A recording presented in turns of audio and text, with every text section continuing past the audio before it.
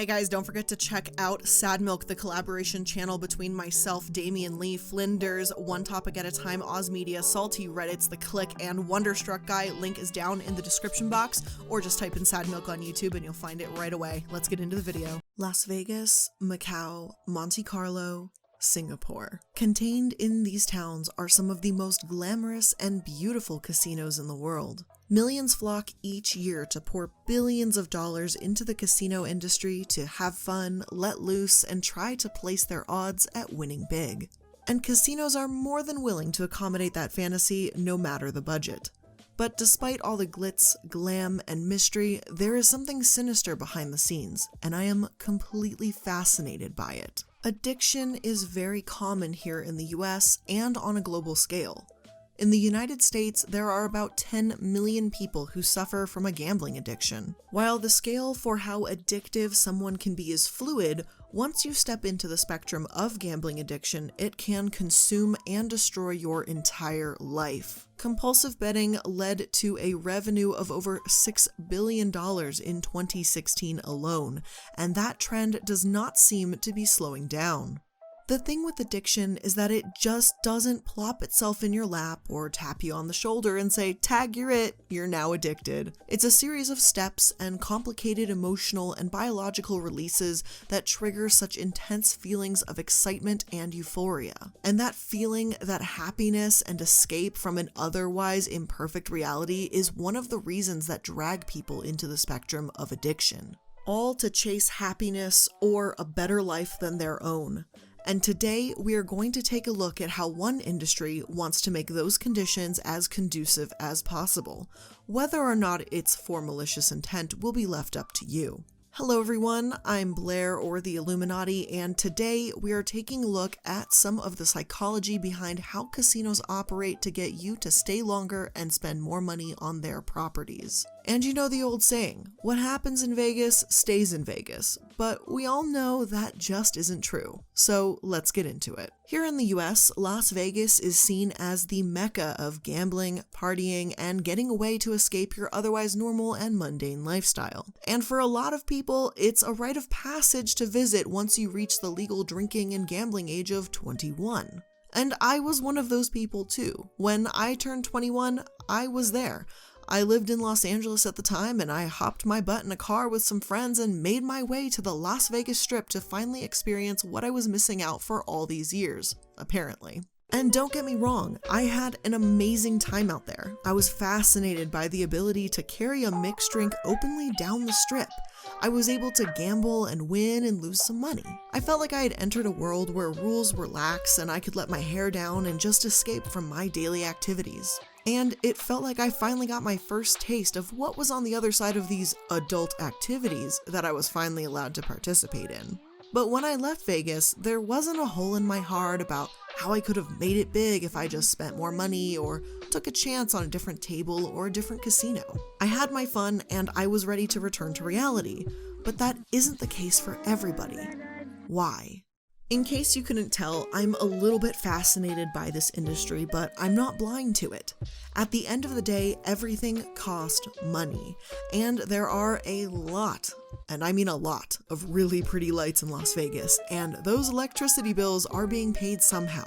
And there are many, many ways casinos like to make money off of you, their consumer. And although I can't ignore that this industry is built for entertainment, it most certainly can monopolize on key vulnerabilities, and I can't objectively look at the casino industry without recognizing its dark underbelly to prey on those susceptible to forming an addiction. But this video's focus is not going to look at gambling addictions, but to take a look at how casinos actually work. How is it that they lure you in and keep you there for hours and hours and hours? We can start with some of the obvious. If you like to gamble, you are probably aware that not all games are made, played, or paid the same. Almost every single game has a certain house advantage. A super clear example of that is how the roulette wheel has a green 0 and double 0 markers, meaning that the house wins and clears the table of all bets if the ball lands in those numbers. Roulette, as a matter of fact, doesn't really have phenomenal odds, but it is very easy to play and therefore inviting to new players. But there are games that are far more effective at taking your money. More traditional casino games such as Blackjack, Baccarat, and Craps, which is a personal favorite of mine, actually have some of the best payout rates at a casino. Generally speaking, once you stray away from one of those games, you enter into a territory where the house can have an absolutely phenomenal advantage against you. But how exactly does a casino keep you within their four walls and playing? Even equipped with the basic knowledge that some games are better for you to play than others, these games are still able to suck people in hour after hour. A very common one is that there are no windows or clocks on casino floors to help you feel enveloped in the surroundings around you and help you lose track of time and also your money. But that one's a little too easy for me. So right before YouTube took off for me, I was actually getting ready to move to Las Vegas to work for a company that helps operate the back end of casinos. And I saw it as my way into a really cool industry that I was dying to know more inside knowledge about. Fortunately or unfortunately for me, YouTube became a thing and I decided to focus on growing this channel. But it didn't stop me from watching documentaries and reading anything I could get my hands on to learn some of the more interesting ways casinos work to keep their patrons spending money as long as possible. So as much as I'm making this video to share some cool information with you about how casinos work, this is just a fun little side project for me to continue to satiate my thirst for behind-the-scenes info about what goes on in the casino industry. So let's go back a little bit into the design of casinos. If you have ever been in one or seen one in movies, you'll usually note a few similarities and themes, and these come from an early model called the Friedman Principles of Casino Design. This is a baseline of rules that most, if not all, casinos have adopted to encourage longer playtimes and more money being spent. There are certain rules such as not allowing in natural light or clocks to help players lose track of time, and laying out floor designs like a maze to make it confusing to navigate and to help get you lost. This specific feature is to stop you from finding an exit as easily and encourages your eye to see something catchy and just try, something else to win just a couple more bucks. What's really interesting about Mr. Friedman's designs is that he himself was actually a longtime gambler and addict who began working on these designs and helped casinos reorganize their floor layouts after he kicked his own bad habit. Kind of interesting, right? A few more key elements to his designs were including things like low ceilings, arranging slots in a colorful maze, decorations to be colorful, tacky, and gambling themed just like the slot machines, and making sure gambling was accessible within 10 feet of entering a casino. If you enter many older casinos, for example, like the ones in Reno, Nevada, you'll see this kind of atmosphere in full effect. However, another design came into play in the years following the Friedman design, and this one was called the Adult Playground and was created by Roger Thomas. You may not know this man immediately by name, but if you walk into any Wynn casino or even the Bellagio in Las Vegas, you'll know his design immediately. See, while Friedman focused on keeping people sitting and being stuck at slot machines and focused on targeting those who may be more inclined to developing gambling addictions, Thomas focused on the grandeur and luxury experience of escapism inside a casino. The method behind his floor design revolves around the idea that in order for people to spend more and make riskier bets, they need to feel comfortable, confident, and special. Therefore, the design style was drastically different from Friedman's. Thomas focused on the idea of relaxing the guest and trying to prevent feelings of being trapped or overwhelmed at a table. To do this, he took the Friedman design model and did almost the exact opposite of it in many ways. Floors were bright, open, clean, and very easy to navigate, and the decor changed from cheesy casino theming to glamorous chandeliers and luxurious fabric draping everywhere. You would be more inclined to see red velvet ropes, casino dealers in suits, and statues with water features. He figured that even if people were not rich, they would be more likely to feel as though they were, and by proxy, spend more money to keep that feeling going. This new design change was called the Playground or Adult Playground theme. And in most top-rated casinos, you will see this design at play with certain elements of the Friedman model at the sides. Now armed with the basics in casino design theory, we can dive a little deeper into some of the more refined attributes of casino psychology to see how they get you to stay and play longer. So let's go back to some of the visuals of a casino. One of the things casinos are well known for are their carpets. Seriously, if you look down while walking through a casino, you'll probably find some of the ugliest, brightest, and most terribly patterned carpets around. And this is not on accident. The designs, prints, and color choices of these carpets are strategically made to keep your eyes moving, active, and awake. So in case you're feeling tired at the slot machines, these carpets are meant to help you stay ever so slightly more active. Speaking of keeping you awake, another handy tactic are the continual use of bright lights and pleasant sounds. Using your 5 senses to keep you awake, active, and playing is another way casinos try to manipulate you to stay longer. They have even tried tactics similar to Disney by using certain scents to attract you to specific machines on the floor. In a 2006 study, 2 smells that had been deemed to be pleasant were released in different slot machine areas while using non-scented areas as control. What the study found was that the first scent increased returns by about 45%, while the control area had no discernible change. The paper claimed that a scent could cause people to slow down in a certain area, making them more likely to be enticed by the slot machines. Another interesting way casinos try to interact with your body or stimulate you to encourage you to stay and gamble longer is to pump oxygen into their casinos. Yeah, oxygen.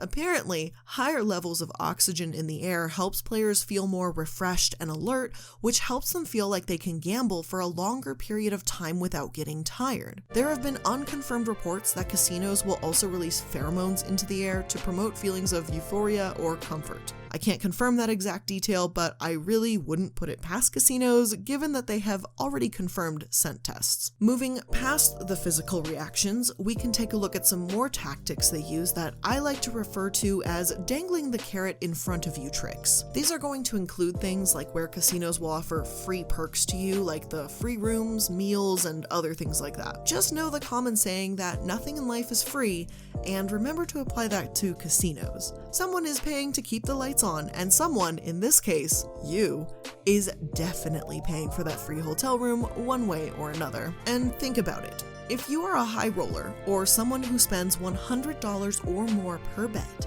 you can easily run through over $1,000 in a couple minutes. So how does it hurt a casino to suddenly upgrade your $500 room to an $800 one when they are perfectly aware with how much money you are okay with gambling? Furthermore, once you are given these perks, you get this sudden boost of confidence and loyalty to that casino, which will increase your odds of centralizing more of your money there, both for gambling and non-gambling purposes. But let's also talk about control, since it's pretty clear casinos are very much about control from the moment you step onto their premises. If you look above your head, you'll see hundreds of little black half circles from the ceiling full of security cameras, and the casinos want to know everything you'll do and how they can predict you'll do it before you even know.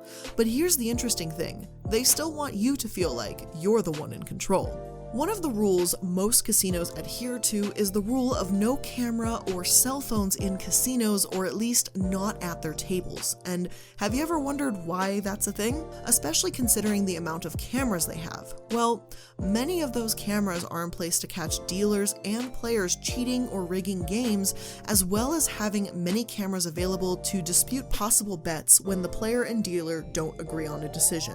They want to control the image of the casino. So if there are going to be pictures taken of players playing at their tables, they are going to be conventionally attractive, playing with lots of money, looking glamorous, winning, and most importantly, happy. They want the casino experience to look a certain way, and they want to be the ones who distribute those images. But there is another reason, and it's just to watch you. Casinos learn a lot about human behavior and how you as a collective interact with their property. They better learn how to place people, tables, slot machines, and even amenities based on those before you and how they have interacted throughout their casino floor experience. One of the interesting things about amenities locations in their casinos are where bathrooms are. In most restaurants, bars, and stores, bathrooms are clearly marked and are usually in the very front or back of stores. But in a casino, it will be hidden, just like the exits. And in most casinos, you'll find the bathrooms surrounded by clusters of slot machines. All of it are just little ways to tempt you into trying just one more machine and just spend one more dollar. But even with the ultra-controlling nature of a casino, it doesn't feel that way when you walk in. And even when you play, you as the player feel like you have some control. And all of this was made by design. Because why would you come to a city in the middle of a desert only to lose hundreds or thousands of dollars and still somehow leave happy, even if the power wasn't in your hands? Well, the truth is, that's an illusion too. By giving you the impression that you are in control and making these choices, it places the blame of potential losses on a bet onto you, and you can doubt yourself. Just a stroke of bad luck, you know how it goes.